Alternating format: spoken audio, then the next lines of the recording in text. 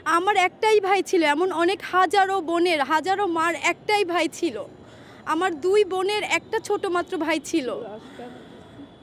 Even আমার ভাই সবসময় বলতো যে বোনা তুমি যদি মারা যাও তোমার লাশ আমি কাঁধে নিব, কিন্তু আজকে 4ই আগস্ট মারা গেছে, আমরা জানতামও না আমার ভাই মারা গেছে। 5 তারিখ ঢাকা মেডিকেল খোঁজার জন্য এসে আমরা জানতে পারি আমার ভাই মারা গেছে।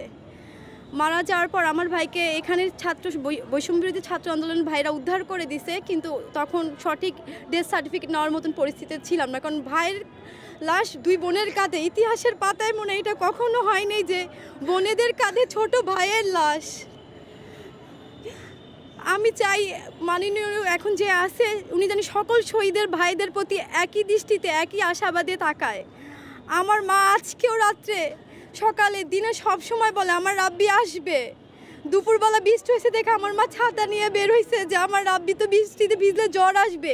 এরকম হাজারো শহীদের মার আকুল বেদনা, তাদের দুঃখ কষ্ট মনে হয় নিমিষ হবে না, কিন্তু আমরা তাও সরকারের কাছে আমাদের মত বিনিময় প্রকাশ করার আশাবাদী জানাচ্ছি। আমরা আশা করি সে আমাদের কষ্ট ঘোচানোর জন্য তার মত বিনিময় প্রকাশ করার সুযোগ প্রদান করে দিবে। হ্যাঁ, আমার ভাইয়ের যেমন আমার সমবেদনা রয়েছে, যন্ত্রণা রয়েছে, সবার পরিবারই তার শহীদ ভাই বোনদের জন্য সমবেদনা রয়েছে। আবু সাইদ মুগ্ধ বাবা মা যেমন বেদনা জড়িত, সব শহীদ ভাই বোনেরাও একই রকমভাবে বেদনায় জর্জরিত। আমরা রাষ্ট্রীয়র কাছে চাই যে আমার ভাইকে সহ সকল শহীদ ভাইদের রাষ্ট্রীয়ভাবে একটা স্বীকৃতি দেওয়া হোক, এবং আমার ভাই সহ আরও অনেক ভাই শহীদ ভাইদের এখনও ঢাকা মেডিকেল থেকে কোনো ডেথ সার্টিফিকেট প্রমাণিতভাবে দেওয়া হয়নি। তো সরকারের কাছে আমার একটাই অনুরোধ, সকল শহীদ ভাই সহ আমার ভাই সহ তাদের এই সমবেদনা তাদের কাছে আমি প্রকাশ করতে চাই। তারা যেন একটু সুদৃষ্টিতে দেখে, আর এবং আমরা আশাবাদী যারা সকল শহীদ ভাইদের একই তো সমবেদনা, তারা জানি তাদের সব প্রচেষ্টায় এই শহীদ মা বোনদের সাথে একটু সংযোগ করার বা যোগাযোগ করার চেষ্টা করে। তো আমাদের বৈষম্যবিরোধী ভাইরা আমাদের সবসময় যোগাযোগ করেছে আমাদের সাথে, কিন্তু সরকার থেকে আমাদের সাথে কেউ এখনো কোনো যোগাযোগ করেনি, এবং আমাদের কাছে কেউ জানতেও আসে না আমার রাব্বি যে মারা গেছে। ও আমার যেন একমাত্র ভাই আমাদের কাছে নাই, আজ পর্যন্ত সরকার থেকে বা কোনো কর্মকর্তাই আমাদের কাছে আসেনি দেখার জন্য। পলিটেকনিক্যালে আমার ছোট ভাই শরীয়তপুর পলিটেকনিক্যালে পড়ে।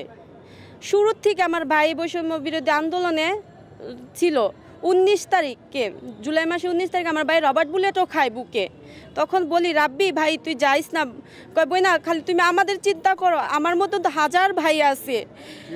আবু সাইদ মারা গেছে, মুগ্ধ মারা গেছে, ওদের রক্তের কি দাম নেই, শুধু তোমার ভাইয়ের কথা। আমি কই রাব্বি আমার অন্য কে আছে না আছে আমার দেখা নেই, আমার রাত হইলে তুই বই না কই ডাক দিবি, তুই বই না কয়ে ডাক দিবি, তুই যাইস না।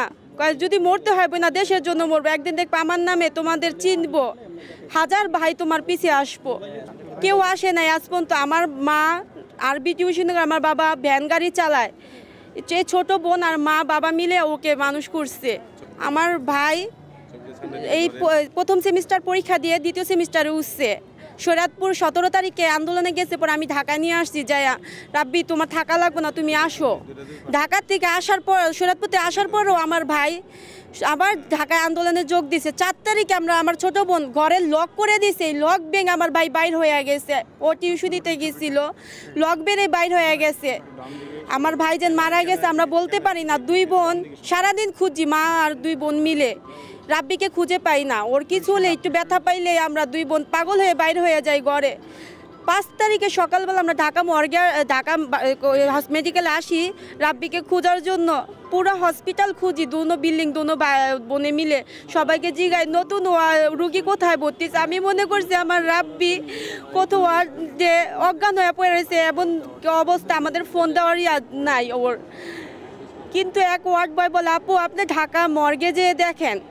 আমি মর্গের ওয়ার্ড বয়ের কাছে যে আমার ভাইয়ের ছবি দেখাইছি, দেখানোর পরে উনি বলে এইভাবে তো আমি চিনতে পারবো না আপনাদের, আমি কিছু ছবি দেখাই। অনেকগুলো ছবি দেখানোর পরে দেখি আমার রাব্বি না।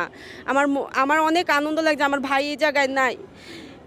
অন্য অনেক শহীদ ভাইদের জন্য দুঃখ লাগছে, কিন্তু অনেকগুলো ছবির মাঝে অনেক ছোট করে দেখা গেছে আমার রাব্বির মতন।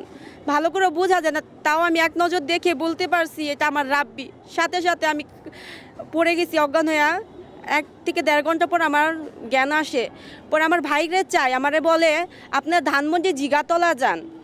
ধানমন্ডি ঝিগাতলা গেলে পুলিশ কেস আনলে আপনার ভাইকে দেবো, নাহলে আপনার ভাইরে আমি দেওয়া সম্ভব না। আমার 2 মামা এই ঝিগাতলা ধানমন্ডি গেছে, যা দেখে ওই জায়গায় পুলিশ নেই, থানার অবস্থা এতটা ভালো না যে কেউ আসে কেস করবো, আমরা কেস ফাইল করবো।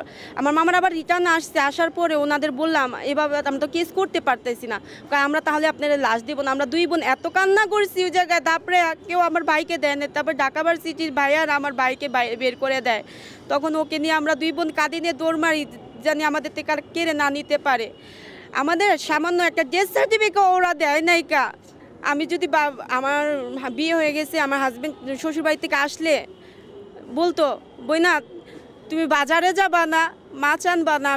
ও খুব মাছ খেতে পছন্দ করতো, বইনা মাছ আনবা না, তুমি বাজারে যাও। আজ 27-28 দিন আমাকে কেউ বলে না বইনা তুমি মাছ আনবা না, আমি মাছ ভাত খামো। আজ 27 দিন ধরে আমার কেউ কয় না বইনা মাছ আনো, আমি মাছ ছাড়া ভাত খাইতে পারি না। কেউ তো আমার মার দুঃখ কষ্ট বোঝার জন্য আসে নাই আমাদের কাছে। আমাদেরকে আপনাদের কাছে একটাই আবেদন, আমার ভাইয়ের শহীদের জানি মর্যাদাটা পায়। আমাদের কোনো অনুদান বা কোনো সাহায্য দরকার নেই, শুধু শহীদের মর্যাদাটা আমার ভাই পায়। আমার ভাই যেন দেশের জন্য জান দিছে, এটার জানি মর্যাদাটা আমরা পাই। আমার মা এখনও রাতবেলা বাইর হয়ে যায় ঘর থেকে। আমার মা এমন মেন্টালি অসুস্থ হয়ে গেছে, ওনাকে দেখলে বোঝা যাবে না ওনার ছেলে মারা গেছে। উনি ভাত রেঁধে আমার বড় ছেলে আমার ভাইয়ের সমানই ওকে বলে রাব্বি ল বাবা ভাত খা। নাতিকে বাবা বলে ডাকে আমার বড় ছেলেকে, রাব্বি নাও বাবা 10টা টাকা নাও, তুমি পড়তে কোচিংয়ে যাও। আমার মা এখনো ভালো করে বুঝতে পারতেছেন ওনার রাব্বি যেন ওনার বুকে আর ফেরত আসবে না। আর কখনো বলবো না আম্মু বা আমি আইছি, আর কখনো বলবো না রাব্বি তুমি কোথায় ভাইয়া তাড়াতাড়ি বাসায় আসো। আমার খালি সরকারের কাছে একটাই আবেদন, আমার ভাইয়ের শহীদি মর্যাদা, আর আমার এই ছোট বোনটা মাস্টার্স এবার কমপ্লিট করলো, ওর জানি একটা চাকরির ব্যবস্থা করে আমার বাবা মার সাথে জানি দাঁড়ানোর একটা সুযোগ দেয়। প্রিয় নাম্বার সেট করে বিকাশে সেন্ড মানি করুন ফ্রি।